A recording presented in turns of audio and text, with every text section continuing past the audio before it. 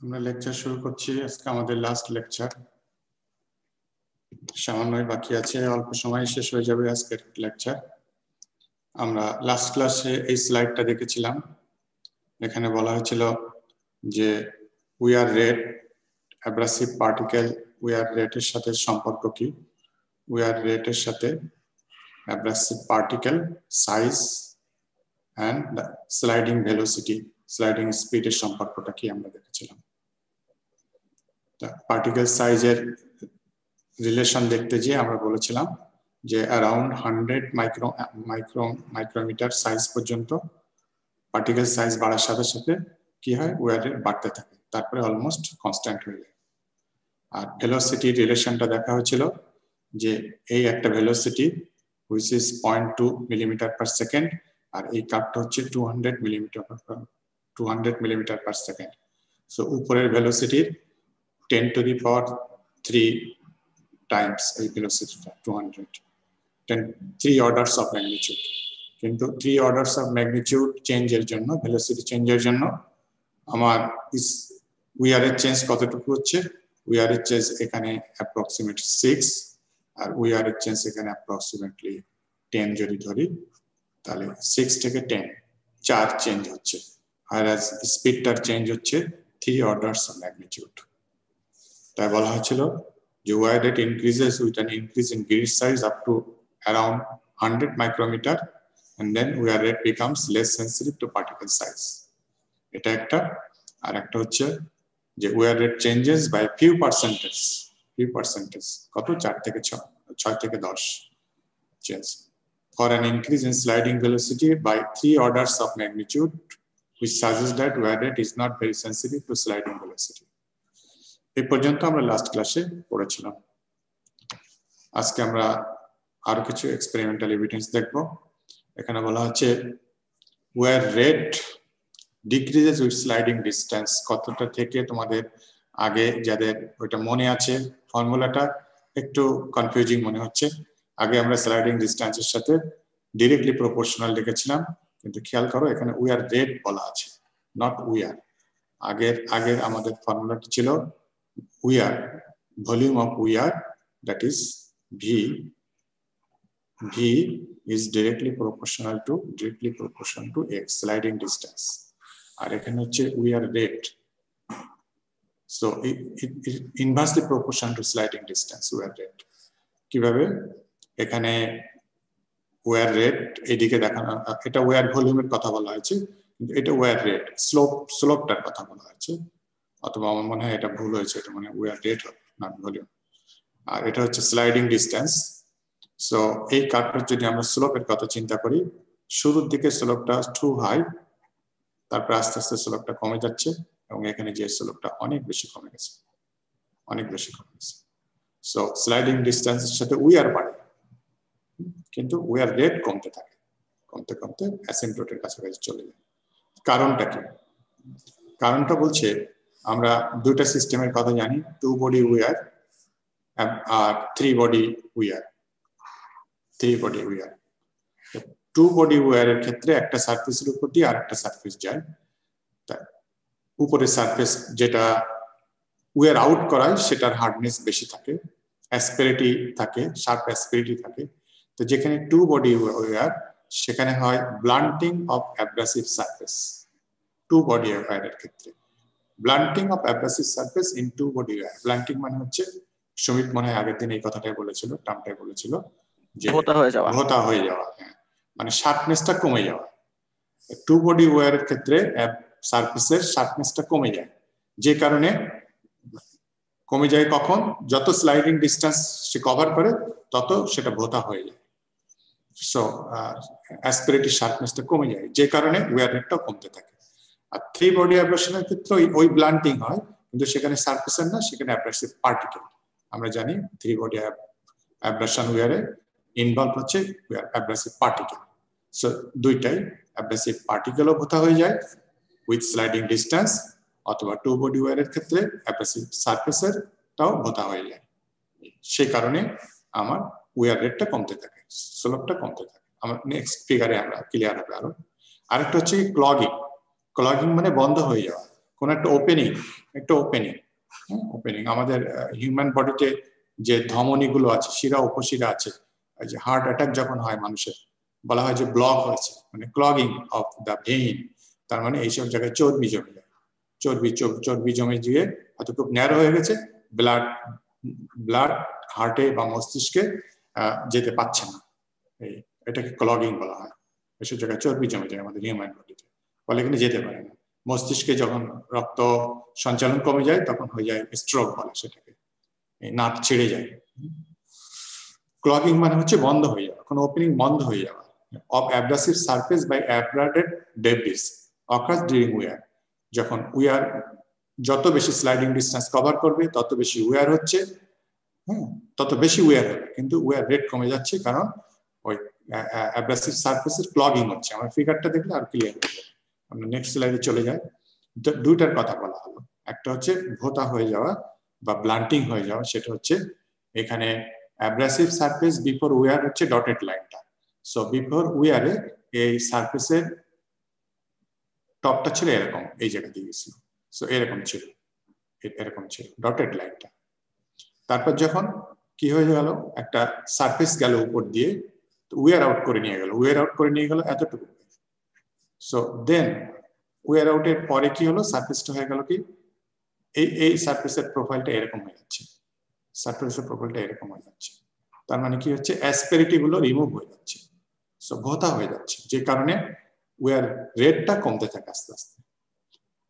আর একটা কি হচ্ছে, ক্লগিং এর কথা বলেছে। ক্লগিং কি, যত আমরা যাব তত এরকম আমরা ওয়্যার পার্টিকেল পাবো। ওয়্যার পার্টিকেল গুলো কোথায় যাবে, ওয়্যার পার্টিকেল গুলো এই যে এখানে ছিল, এখানে যে এই ভ্যালিতে জমা হবে, so before the accumulation of this wear debris, তখন সারফেসটা প্রোফাইলটা ছিল এরকম, এইরকম। After the accumulation of the wear debris, সারফেসের প্রোফাইলটা হলো কি এরকম হয়ে গেল। সো কি হলো, শার্পনেসটা কমে গেল, সারফেস এখন নিচে চলে কমে গেল। আর এট দ্য সেম টাইম এটার যদি ওই ব্লান্টিংটা যদি কনসিডার করা হয়, তাহলে কি হলো, ব্লান্টিংটা মানে এখন এই অ্যাসপেরিটটা ভেঙে যে এটাও এরকম হয়ে গেছে। সো সারফেস প্রোফাইল নিচের দিক থেকে ভ্যালিটা কমে গেল, আবার উপরে যেটা টিপ ছিল সেটাও কমে গেল। রিলেটিভলি কি হয়ে যাচ্ছে, রিলেটিভলি আমার স্মুথারের দিকে যাচ্ছে। এই দুটো কারণে বলা হয়েছে যে ওয়্যার রেটটা কমতে থাকে। সো কমার পিছনে দুটো কারণ, একটা হচ্ছে ব্লান্টিং আর একটা হচ্ছে ক্লগিং, মানে ভ্যালিটা কভার হয়ে যাচ্ছে।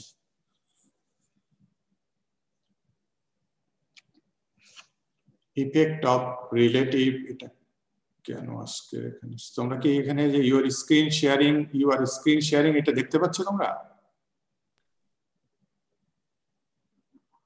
Effect of relative hardness of workpiece to abrasive medium, clearly দেখতে পাচ্ছ এটা? জি স্যার, লেখাটাতে পড়তে পাচ্ছি। আচ্ছা, আমার এখানে একটা অন্য জিনিস আসছে। ঠিক আছে, এখানে এটা হচ্ছে হেডলাইনটা হচ্ছে effect of relative hardness of workpiece to abrasive medium. এটা মানে হচ্ছে ratio, effect of relative hardness, রেশিওর কথা বলা আছে। রেশিওটা কি উপরে আছে, রেশিওটা হচ্ছে উপরে হচ্ছে ওয়ার্কপিস, ডব্লিউপি মানে workpiece to abrasive medium,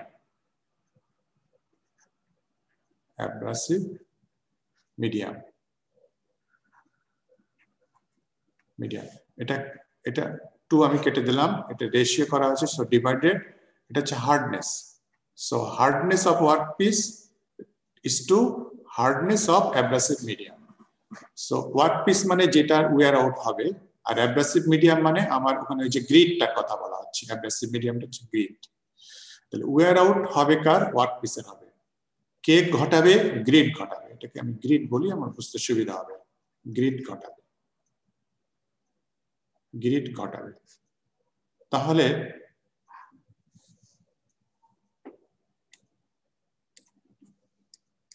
grid ঘটাবে, তাহলে আমাদের শর্ত কি? গ্রিটের হার্ডনেসটা বেশি হতে হবে, এবং তাই হয়। আমরা জানি যে অ্যালুমিনিয়াম পাউডার অথবা সিলিকন কার্বাইড আমাদের গ্রিড হিসেবে রাখা হয়, তার হার্ডনেস বেশি। তাহলে এখানকার শর্ত কি হবে? যেহেতু আমরা উপরে দিয়েছি ওয়ার্কপিস, সো লেস দ্যান, উপরেরটা সফটার হতে হবে, নিচেরটা হার্ডার হতে হবে। সো এই রেশিওটা শর্ত, হার্ড আমার ওয়্যার আউট ঘটানোর শর্ত হচ্ছে এই রেশিওটা তাহলে লেস দ্যান 1 হতে হবে, উপরেরটা সফট, নিচেরটা হার্ড। সেটা এখানে বলা আছে, কাপ দিয়ে সেটা দেখানো হচ্ছে যে এই ratio, hardness ratio of workpiece to abrasive, এই রেশিওটা যখন এই যে 0.25, 0.5 এই পর্যন্ত 1, যতক্ষণ 1 থাকছে, এই কাপটা একটুখানি বাঁকা হয়ে গেছে, ফিগারটা অনেক এক্স্যাক্টলি মিলেনি। তো 1 মানে হচ্ছে এই জায়গাটায়, যতক্ষণ পর্যন্ত 1 না হচ্ছে, একটু বাড়িয়ে দেওয়া হচ্ছে। বাড়িয়ে দেওয়া হচ্ছে মানে কি করা হচ্ছে? ওয়ার্কপিসের হার্ডনেস বাড়িয়ে দেওয়া হচ্ছে। সো ওয়ার্কপিসের হার্ডনেস বাড়িয়ে দিলে আমার কনসেপ্টটা কি বলে? যে আমার ওয়ার্কপিসের ওয়্যার আউট হবে না, আমার হার্ডনেস অবশ্যই গ্রিটের বেশি হতে হবে। সো যতক্ষণ 1 পর্যন্ত না পৌঁছাচ্ছে ততক্ষণ wear coefficient too high, 1 almost constant, অনেক বেশি হচ্ছে। যেই 1 এসে গেল, 1 এসে যাওয়া মানে কি? 1 এসে যাওয়া মানে দুইজনের হার্ডনেস সমান, দ্যাট ইজ যেটার ওয়্যার আউট হবে ওয়ার্কপিস সেটার হার্ডনেস যা, যেটা গ্রিড সেটারও হার্ডনেস তা। দুইজনের যখন সমান হয়ে যাবে তখন তাদের ভিতরে একটা কম্পিটিশন, কে ওয়্যার আউট হবে।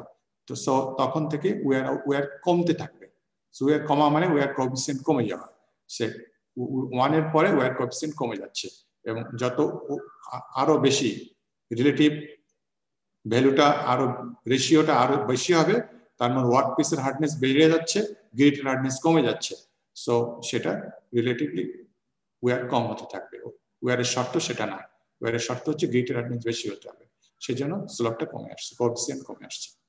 So coefficient is too high, 1, and remains almost constant, remains approximately constant until the ratio of workpiece to abrasive, উপরে ওয়ার্কপিসটা আছে 1 পর্যন্ত বেশি থাকবে। 1 এর পরে চলে যাওয়া মানে হচ্ছে উল্টা হয়ে যাচ্ছে, গ্রিড সফটার হয়ে যাচ্ছে এবং ওয়ার্কপিস হার্ডার হয়ে যাচ্ছে, তখন কোএফিসিয়েন্টের ভ্যালু কমে আসবে। কমে আসা মানে হচ্ছে ওয়্যার কম হওয়া। So ratio is greater than or equal to 1, this means হচ্ছে wear coefficient decreases rapidly with an increase in hardness ratio. 1 হলে কি হবে? 1 হওয়া মানে হচ্ছে দুজনের হার্ডনেস সমান, দুজনের হার্ডনেস সমান হওয়া মানে হচ্ছে তখন কম্পিটিশন ডেভেলপ করবে, এবং সমান থিওরিটিক্যালি বলা হচ্ছে যে wear generally occurs in both to the same extent, in both মানে গ্রিড আর ওয়ার্কপিস দুইটাতে টু দ্য সেম এক্সটেন্ট, এটা থিওরিটিক্যালি। কিন্তু এখানে আরো কিছু ইনভলভমেন্ট থাকে হার্ডনেস ছাড়াও, আর যে সমস্ত হার্ডনেস ছাড়াও, এখানে শুধু হার্ডনেসের কথা বিবেচনা করা হয়েছে, হার্ডনেস ছাড়াও আরো যে সমস্ত প্যারামিটার ইনভলভ থাকে সেটা হচ্ছে শার্পনেস,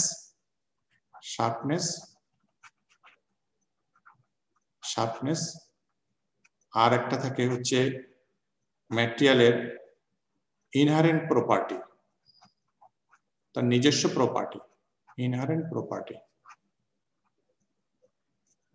প্রপার্টি কি? ম্যাটেরিয়ালের নিজস্ব ক্রিস্টাল যদি ডিফেক্ট থাকে, কোনো ক্র্যাক থাকে, তাহলে হবে কি দুটোর হার্ডনেস সমান আছে, কিন্তু তাহলে যার ভিতরে ক্র্যাক থাকবে ইনহারেন্ট প্রপার্টি, বা যার ভিতরে ইনহারেন্ট কোনো ডিফেক্ট থাকবে, অন্য কোনো ডিফেক্ট, ক্রিস্টালোগ্রাফিক ডিফেক্ট থাকতে পারে, তাহলে সেইটা উইকনেস হিসেবে কাজ করবে এবং সেটার হার্ডনেস, সেটার ওয়্যার আউট বেশি হবে। তা এই দুটো যদি বিবেচনা না করা হয় থিওরিটিক্যালি, তাহলে যখন হার্ডনেস ইকুয়াল হয়ে যাবে, same order, hardness of the workpiece is of the same order of magnitude as that of the abrasive particle, deformation occurs in both, দুটাতে ঘটবে, and wear generally occurs in both to the same extent. So এগুলো আমরা চাই না। আমরা যখন চাই MRE paper দিয়ে আমরা স্যাম্পলকে পলিশ করি বা টুল বিট দিয়ে কোনো স্যাম্পলকে কাটি তখন আমরা চাই এই লেস দ্যান 1 এর আগে চাই, আগের ভ্যালুটা চাই। সো এবং আমরা অ্যাব্রাসিভ ওয়্যার করি, আমরা এমআরই পেপার দিয়ে যেটা করি সেটা অ্যাব্রাসিভ ওয়্যার হয়। তারপরে কাটিং টুল দিয়ে যে ওয়্যার আউট করি সেটাও অ্যাব্রাসিভ ওয়্যার হয়। তাহলে পারফেক্ট অ্যাব্রাসিভ ওয়্যারের শর্ত কি? So if abrasive where is required, abrasive material must be harder, অবশ্যই হার্ডার হতে হবে, এটা হচ্ছে শর্ত, এটা অবশ্যই হার্ডার হতে হবে। আর কি করতে হবে?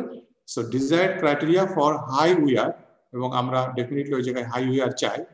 আর সো হার্ডনেস, আর একটা হচ্ছে শার্পনেস, যে কারণে আমার কাটিং টুলের যে বিট হয় সেটা এরকম রাখা হয়, এরকম রাখা হয়। এবং ফাইনাল এই জায়গায় রাখা হয় tungsten carbide WC cutting tool bit.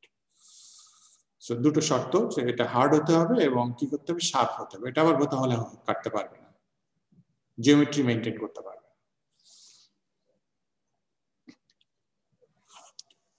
Next, abrasive wear by fracture. এতক্ষণ যে ওয়্যারের কথা বললাম বা এ পর্যন্ত আমরা যে ওয়্যার পড়েছি সেটা হচ্ছে abrasive wear by plastic deformation, plough plus, সেখানে আবার প্লাস্টিক ডিফর্মেশনের 3টা মেকানিজম ছিল, প্লাউইং, কাটিং, ওয়েস্ট ফর্মেশন। আরো আরেকটা মেকানিজম আছে fracture, abrasive wear by fracture. এখানে বলছে আমরা প্রথমে চিন্তা করি যে একটা শার্প জিওমেট্রির একটা অ্যাসপেরিটি আছে।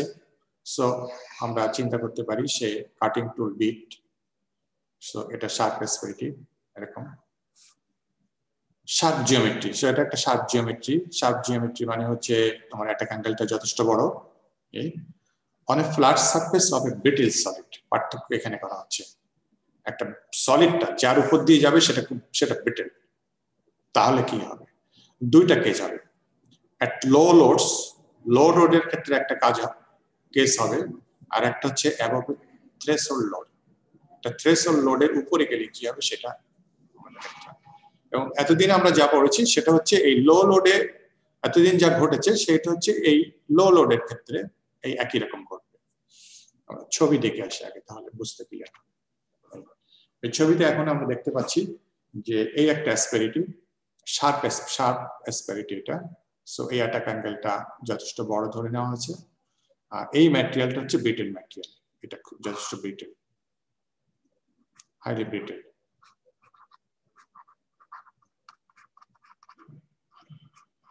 সো যখন এবং এই প্রথমে এখন এটা হচ্ছে ডব্লিউটা হচ্ছে less than threshold load,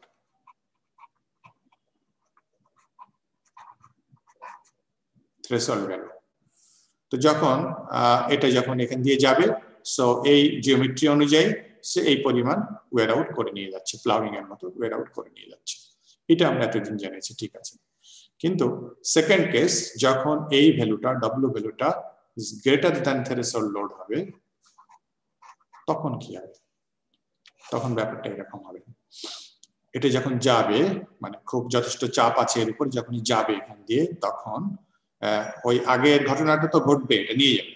at the same time এটা যেহেতু ব্রিটেল, ল্যাটারাল একটা ক্র্যাক ডেভেলপ করবে, ল্যাটারাল ক্র্যাক ডেভেলপ করবে এদিক দিয়ে। সো ল্যাটারাল ক্র্যাক ডেভেলপ করছে, এবং ওই দিক দিয়ে যেটা নিয়ে যাবে আগের ফর্মুলা অনুযায়ী প্লাউইং করে নিয়ে যাবে। At the same time lateral crack develop করে এই জায়গা থেকে maybe or may not be এই পুরো জিনিসটা উঠে আসতে পারে, ডিপেন্ডিং অন যে এই জায়গার স্ট্রেংথটুকু কত আছে। এই যদি ধরে রাখতে পারে, পুরো এত বড় একটা ভলিউমকে ধরে রাখতে পারে, তাহলে থাকলো, কিন্তু থাকলেও এটা উইক হয়ে গেল, একটু পরেই সেটা ভেঙে যাবে। আর যদি ধরে রাখতে না পারে, এই জায়গাটাও পুরোটা উঠে চলে আসবে। সো এটাকে বলা হচ্ছে abrasive wear by fracture. So fracture develop করেছে। So at low loads, আগের মতই ঘটবে। A sharp asperity contact will cause only plastic deformation. And wear occurs by plastic deformation.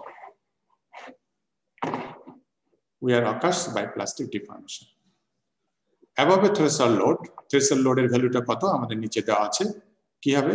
Brittle fracture occurs and wear occurs by lateral cracking at a sharply increasing rate. আমরা ফিগারে দেখতে পেলাম যে দুই পাশে বড় ভলিউমের ওয়্যার ঘটে যাবে। সো রেটটা অনেক বেশি হয়। থ্রেশহোল্ড লোডের ভ্যালুটা কত? Threshold load is proportional to KC by H to the power 3 into কেসি।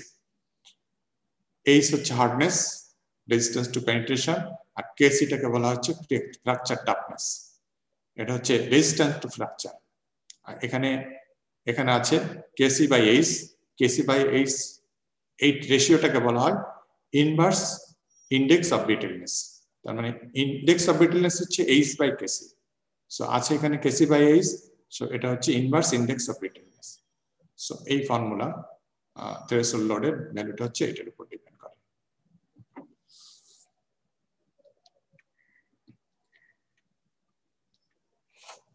এটা হচ্ছে আমাদের লাস্ট স্লাইড আমাদের।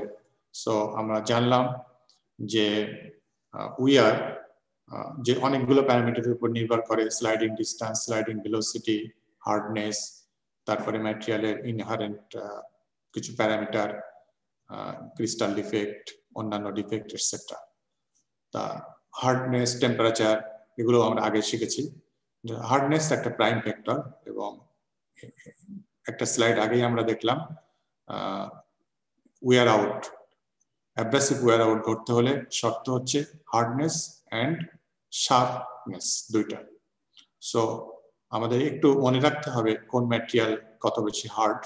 ভ্যালুটা মনে না রাখলেও অ্যাটলিস্ট কম্পারেটিভলি কে কার থেকে হার্ড আর কে কার থেকে সফট আর এটা মনে রাখতে হবে। তো এটা তোমরা ফার্স্ট ইয়ারেই পড়েছো যে একটা সেন্টেন্স ছিল, টু জার্মান ক্যাপ্টেন ফায়ার্ড এ উম্যান টু ক্রুয়েল ডেথ, সম্ভবত এরকমই একটা, একটু মিস্টেক হলেও হতে পারে, আমার যতটুকু মনে আছে। টু জার্মান ক্যাপ্টেন, টু মানে হচ্ছে টিতে হচ্ছে টোপাজ, সো ওইটা শোর হার্ডনেস অনুযায়ী সাজানো ছিল। সো রিলেটিভলি সফট হচ্ছে টোপাজ, নিচের দিকে আছে টোপাজ। টোপাজ তো হচ্ছে হার্ডেস্ট, টেলক হচ্ছে সফট, হার্ডেস্ট হচ্ছে ডায়মন্ড, 9 নম্বরে হচ্ছে টোপাজ, 1 নম্বরে তাহলে 1 নম্বরে টিতে টেলক পাউডার। আচ্ছা, টেলকম পাউডার। আচ্ছা ঠিক আছে, হ্যাঁ থ্যাংক ইউ। টুতে টিতে হচ্ছে টেলকম, সেটা হচ্ছে সফট, TALC সি। আচ্ছা সি, হ্যাঁ সি, ওকে থ্যাংক ইউ। ওটা আছে হার্ডনেসের ভ্যালুতে একদম নিচের দিকে। আর টু ক্রুয়েল ডেথ, ডিতে হচ্ছে ডায়মন্ড, সেটার হার্ডনেস বেশি, সেটা এই যে উপরে। এখানে হার্ডনেস বেশি দেখে হার্ডনেস কমের দিকে সাজানো হয়েছে। ওই সেন্টেন্সটা তোমাদের যদি মনে থাকে ভালো। এটা ইন্টারভিউতে জিজ্ঞাসা করা হয় অনেক জায়গায়, সিলেকশন বোর্ডে আমি দেখেছি জিজ্ঞাসা করে, বিশেষ করে যারা নন এমএমই ব্যাকগ্রাউন্ড, যারা ডিন স্যাররা, বিসি স্যাররা, ওনারা জিজ্ঞাসা করে কোন ম্যাটেরিয়াল সব থেকে হার্ড। তখন এটা বলতে হবে, তোমার ডায়মন্ডের হার্ডনেস 80 গিগাপাস্কেল, এটা না বললেও চলবে, কিন্তু ডায়মন্ড সব থেকে হার্ড এটা বলতে হবে, এটা জানতে হবে তোমাকে। সো রিলেটিভলি যেগুলো জানার দরকার, এখানেও সবগুলো জানার দরকার নেই। ডায়মন্ড তোমার জানতে হবে রিলেটিভলি। সিলিকন কার্বাইড, যেহেতু এমআরই পেপারে সিলিকন কার্বাইড থাকে, ফাইনাল পলিশিং এ যেহেতু অ্যালুমিনিয়াম থাকে, আর বালি নিয়ে যেহেতু অনেকেই কাজ করে সিলিকা, এই চারটা রিলেটিভ অবস্থানগুলো তোমাদের জানতে হবে, ভ্যালু না জানলেও চলবে, ইন্টারভিউতে জিজ্ঞাসা করা হয়। সো এটা একটু রিলেটিভ পজিশন গুলো একটু জেনে রাখবা, বা ওইটা যদি তোমাদের টিতে যে ট্যাল্ক, শেষের ডিতে যে ডায়মন্ড, আর একটা টিতে যে কি বললাম আমি, টোপাজ, হ্যাঁ কোথায় কি আছে, এগুলো যদি তোমাদের মনে থাকে তাহলে তোমরা এটা জানো, ইন্টারভিউতে ভালো করবে। তো এই হচ্ছে আমাদের লেকচার সিলেবাস এই পর্যন্তই, এখানেই আমাদের শেষ হয়ে গেল। আজকে শেষ দিন ছিল, শেষ দিন লাগলো শেষ করতে, শেষ দিন পর্যন্ত লাগলো। আর আমার মনে হয় সমস্ত ম্যাটেরিয়াল আমি দিয়ে দিয়েছি। আজকে 32তম লেকচার হলো, 31 আর 32তম লেকচারটা আপলোড করা হয়নি, এটা করে দিয়ে দেবো। আর তোমাদের 5 নম্বর টেস্ট পর্যন্ত, কন্টিনিউয়াস অ্যাসিস্ট্যান্ট পর্যন্ত মার্কস দেওয়া আছে। 6 নম্বরেরটা 25 তারিখের পরে ওটা ইভ্যালুয়েশন করে ওটাও আমি টিমে দিয়ে দেব। এই আর হচ্ছে তোমাদের কিছু স্টুডেন্ট করোনা এফেক্টেড হয়েছিল, যারা এই কারণে তোমরা ক্লাসে অ্যাটেন্ড করতে পারোনি, টেস্ট দিতে পারোনি, ইত্যাদি ইত্যাদি, তারা আমাকে কেউ কেউ জানিয়েছে। যা হোক, এখন কোন পর্যন্ত তোমরা এই অসুস্থ ছিলে, কোন তারিখ পর্যন্ত, কত তারিখ থেকে কোন তারিখ পর্যন্ত, এটা আমাকে একটা প্রেয়ার দিয়ে উইথ সাপোর্টিং ডকুমেন্ট দিয়ে আমাকে যদি ইমেল করে দাও তাহলে ওই সময়ের ক্লাস অ্যাটেন্ডেন্স বা টেস্ট যতদূর পারা যায় কনসিডার করা হবে, কিন্তু আমাকে একটু দিতে হবে একটা হাতে লেখা প্রেয়ার প্লাস সাপোর্টিং ডকুমেন্ট যে কটা তোমার কাছে আছে সেগুলো দিয়ে আমাকে একটু ইমেল করে দেবে, তাহলে আমি এটা বিবেচনা করব। এই আর তোমাদের কিছু জানার আছে? কোনো কোশ্চেন কিছু যদি না থাকে আমি শেষ করে দেই এখানে। 9 তারিখ থেকে পরীক্ষা, এর পরের সেমিস্টারে তোমাদের পরপর 3টা টার্ম আমি পড়ালাম, এরপরে তোমরা আর একটা ইয়ার থাকবে 41 42। ইউজুয়ালি 41 42 তে আমার কোনো কোর্স নাই, এখানে তোমাদের সাথে আমার ক্লাস টিচার হিসেবে শেষ। কয়েকজন স্টুডেন্টের সঙ্গে আবার ইন্টারাকশন আসতে পারে 4th ইয়ারে যে থিসিস নিয়ে, সবার সাথে না। এই ক্লাসরুম টিচার হিসেবে হয়তো বা আর কোনো ক্লাস নেব না। তোমরা সবাই ভালো থেকো। এখন corona COVID-19 situation is getting Wars, so খুব কেয়ারফুলি থেকো। নেক্সট টার্মে ডিপার্টমেন্টে দেখা হবে আশা করি। আমরা আল্লাহ যদি চায় তাহলে ফিজিক্যালি হয়তো আমরা ক্লাসে আসতে পারবো নেক্সট টার্ম থেকে। ততদিন সবাই সুস্থ থাকো, ভালো থাকো, পরীক্ষা ভালো করে দাও। আসসালামু আলাইকুম। ওয়ালাইকুম সালাম। এখানে আমি লেকচার শেষ করে দেই। Roll call. আসসালামু আলাইকুম। সালাম, রোল কল বাকি আছে।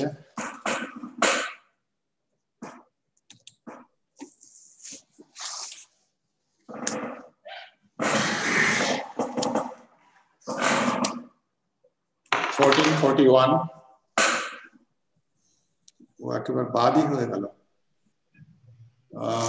16-1। Yes, sir. 2 Yes, sir. 3 Present, sir. 4 Present, sir. 5 Present, sir. 6 Present, sir. 8 Noshinava 9 Yes, sir. 10 Yes, sir. 11 Yes, sir. 12 Yes, sir. 13 Present, sir. 14 Moinul Islam 15 Yes, sir. 16 Present, sir. 17 Shamse Tabriz 18 Mahfuzur Rahman 19 Rafat Hussain 20 Raihan Jaman 21 Yes, sir. 22 Yes, sir. 23 Yes, sir. 24 Hassan Al Jami 25 Yes, sir. 26 27 Yes, sir. 28 Johir Raihan সম্ভবত আছে চারটা কি নওশিনাবা আছে, দিয়েছি, নওশিনাবা দিয়েছি।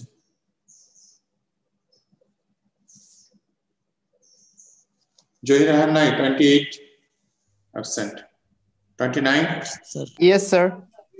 Net problem, Joy Ryan. Zahir রায়হানের problem, আচ্ছা দিয়ে দিলাম। 29 present 30 Muhid Hasan 31 Yes, sir. 32 33 Abrar Wasif 34 Sirajul Monira 35 Mushfiqur Rahman Menon, অনেক absent. 36 Masud Mia 37 Yes, sir. 38 Present, sir. 39 Yes, sir. 40 Yes, sir. 41 Yes, sir. 42 Yes, sir. 44 44 Jainal Abidin 45 Yes, sir. 46 Yes, sir. 47 Present, sir. 48 48 Sadiqul Islam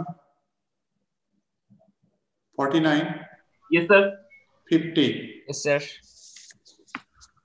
okay 8 present, yes is 17 17 present, হ্যাঁ দিলাম 17 present, তারপরে 36 present, Masud মিয়া 36 present দিলাম। ওকে, আজকে অনেকেই absent. Sir আমাদের term ফাইনালে কিরকম কয়টা সেট থাকতে পারে এই ব্যাপারে কি স্যার আপনি বলতে পারবেন? আমরা অ্যাকচুয়ালি জানি না তো। টার্ম ফাইনালে কয়টা কয় সেট কোশ্চেন থাকতে পারে, বা মানে 2 ঘন্টা পরীক্ষা হবে আমরা জানতাম। ও সেট দুইটাই থাকবে, এ সেকশন বি সেকশন দুইটাই থাকবে। মানে স্যার আমরা কি আগের মতো 6টা কোশ্চেন অ্যান্সার করব? মানে না, সেটা আমি জানি না, সেটা ওই আমাদের হেড জানেন, হেড ডিনদের মিটিং ওটা ঠিক হয়েছে। আগামী সপ্তাহে আমাদের একটা মিটিং হবে ডিপার্টমেন্টে, সেখানে হেড আমাদেরকে জানিয়ে দেবে। হ্যাঁ, কয়টা কোশ্চেন থাকবে সেটা আমি জানি না। তো যাই থাকুক, তোমার 2 ঘন্টার মতো করেই থাকবে, লেন্থ সেভাবেই থাকবে। হ্যাঁ, যে সংখ্যা যে কটাই হোক না কেন। আর তোমরা মনে হয় জেনে যাবে ইউনিভার্সিটি রেজিস্ট্রারের পক্ষ থেকে অথবা থ্রু এনি মিডিয়াম তোমরা জেনে যাবে। আমরা নিজেরাও এখনো জানি না। ওকে, আর কারো কোনো question? Okay, thank you very much. সবাই ভালো থেকো, সুস্থ থেকো। আল্লাহ হাফিজ। আসসালামু আলাইকুম স্যার। ওয়ালাইকুম আসসালাম ওয়া রাহমাতুল্লাহ। আসসালামু আলাইকুম স্যার। ওয়ালাইকুম আসসালাম। আসসালামু আলাইকুম স্যার। ওয়ালাইকুম আসসালাম।